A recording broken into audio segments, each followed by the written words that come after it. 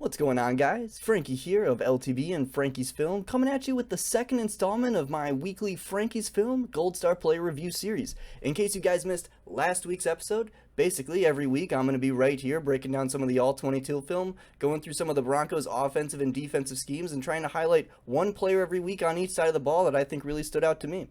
Last week we had Jerry Jeudy and Elijah Garcia. Let's see who we've got this week. This week, the Broncos fell to 0-2 in games that don't count, thanks to some late-game heroics from Kyle Shanahan arch-nemesis Trey Lance. But the real storyline for me and Broncos fans, at least, is this offense is showing some serious signs of life under Sean Payton. And I think that Russell Wilson, after shedding some of the weight, is looking like the quarterback that we all know and love from 2019 and before. So I think Broncos fans have a lot to be looking forward to this season on the offensive side of the ball. Russ isn't the only offensive player that Broncos fans have to be excited about, though, as this week, undrafted free agent out of Youngstown State, Jaleel McLaughlin really solidified his role as the RB3 on this roster. McLaughlin had been by far the hottest Broncos name out of training camp, and he followed that up with an excellent debut performance against the Arizona Cardinals. Then, this week, with Tyler Beatty missing the game, he received the majority of the RB3 snaps ahead of Tony Jones. We only saw him get about 10 touches, but in those 10 touches we saw the speed and short area quickness that has been electrifying Broncos coaches all throughout training camp, and we even saw a little bit more ability between the tackles than I was expecting. For a back that's only about 180 pounds, he really is willing to embrace contact, and even near the red zone was able to break some tackles and find his way. He scored a couple of touchdowns, and he really impressed in all phases of the game that he played in. He looked good running the ball on the ground, he made a couple of decent catches in the air, and he even had a nice kick return on special teams. So, let's dive into this Jaleel McLaughlin tape from preseason week 2 against the San Francisco 49ers. On the first play, we see the Broncos come out in 21 personnel, a personnel grouping I think we'll see a lot in Denver this year, facing a loaded box.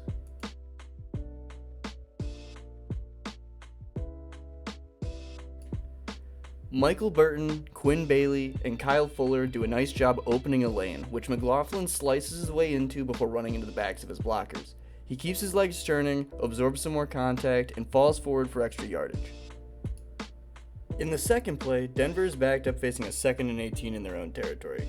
The Broncos are in 11 personnel with tight end Nate Adkins split off the line.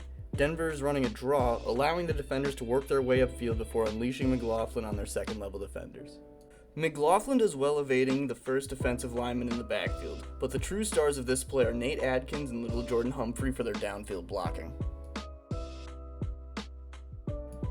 Third play, Broncos backed up once more on 1st and 20, coming out in more 21 personnel. Denver's running a variation of power, with Will Sherman acting as the pulling guard. Nate Adkins blocks out the end, playing as the fullback, and Luke Wattenberg helps double team the tackle off his gap before taking the inside linebacker for a ride downfield. McLaughlin slashes his way behind these blockers for a gain of 18, creating a short 2nd and 2 on the following down.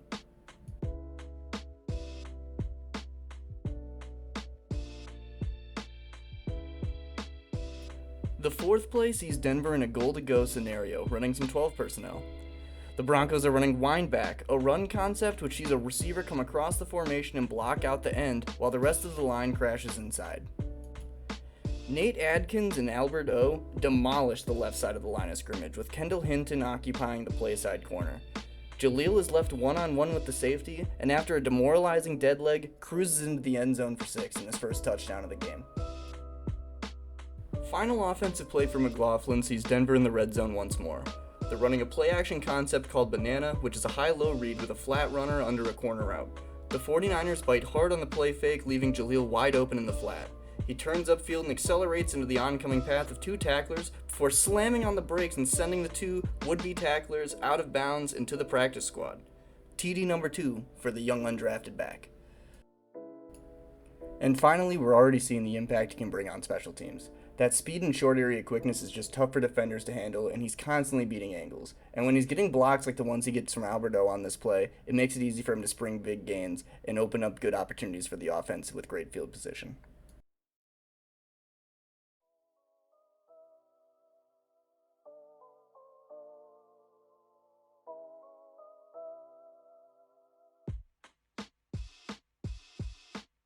Next up, in our defensive Gold Star recipient this week, one of the Broncos' prized free agent acquisitions from this offseason, Zach Allen. Now, before we dive too deep into Zach Allen, I do want to thank all you guys for watching. If you could, just make sure you leave a like below, subscribe, and turn on that notification bell just to make sure you're catching up with any of the LTB stuff we got dropping over here. Going to be a lot of good stuff coming out this season. We want to make sure you guys aren't missing out on any. But enough of that talk, let's get back to the film. The first defensive play we'll be taking a look at sees Denver come out in their penny front. Zach Allen displays tremendous play strength and leverage usage, brick walling the right guard in the backfield, disengaging his block, and finishing the tackle for a short gain. We see here just how far he's able to get upfield in comparison to the other defensive linemen Denver has, creating massive disruption for San Francisco. The second play sees Denver with their heels on the goal line. San Francisco looks to run play action, but the misstep by the left tackle creates a free lane for Allen to the quarterback. Purdy has his tight end wide open, but the speed and size of Zach Allen leaves Brock without a throwing window, and he's eventually sacked by Jonathan Cooper.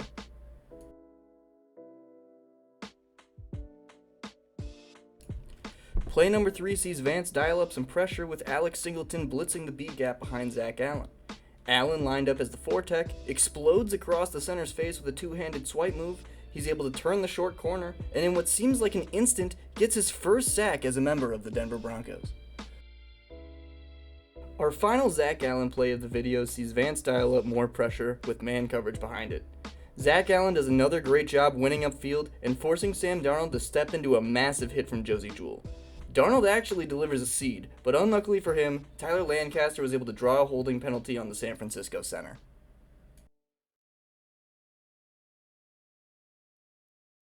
And that will just about do it. Zach Allen and Jaleel McLaughlin are your Gold Star recipients for preseason week 2 for the Denver Broncos. Make sure to tune back in next week where I'll be breaking down the Rams film, and then after that, we're just counting on the days until the regular season starts and we got some real games to look forward to. So until next time, thank you guys all for tuning in. Make sure you're liking and subscribing and listening to all the podcasts over here on Let's Talk Broncos. Let's ride, and have a good rest of your week.